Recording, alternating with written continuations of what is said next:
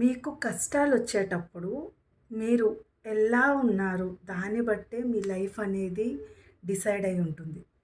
సుఖాల్లో అందరూ ఒకలానే ఉంటారు. అందరూ హ్యాపీగానే ఉంటారు. కానీ కష్టంలో కూడా నువ్వు చెప్పగలుగుతున్నావా? యాహ్! I'm okay. నేను చాలా హ్యాపీగా ఉన్నానని చెప్పగలుగుతున్నావా?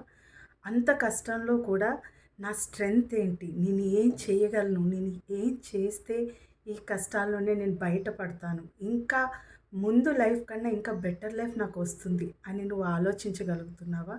ఒక్కవేళ నువ్వు అలా ఉంటే నీ లైఫ్ వేరే రకంగా ఉంటుంది. నిన్ను నిన్ను నీ విజయాన్ని ఎవ్వరు ఆపలేరు. అలా కాకుండా నీకొక చిన్న కష్టమొస్తేనే తట్టుకోలేక బాధపడి, ఈ కష్టం నాకే ఎందుకొచ్చింది? ఈ కష్టాలన్నీ నాకే వస్తున్నాయి. నాకు ఏ సక్సెస్ రావట్లేదు.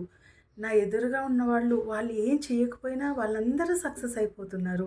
వాళ్ళకసలు ఎప్పుడూ కష్టాలు లేవు అని అన్నీ నెగెటివ్‌గానే ఆలోచించుకుంటున్నావా నీ గురించి నువ్వు? ఇలా ఉంటే నువ్వు ఇంకా స్ట్రాంగ్ అవ్వాలని చెప్తుంది ఆ కష్టం. సో, ప్రతి ఒక్కరికి కష్టం అనేది ఏదో ఒక లెసన్ నేర్పిస్తది. సో, దాని నుండి నువ్వు పాజిటివ్‌గా నేర్చుకుంటే నీ లైఫ్ ముందు కన్నా ఇంకా ఇంకా చాలా అందంగా ఉంటుంది. కష్టాన్నెప్పుడూ మంచిగానే తీసుకొని ఆలోచించండి.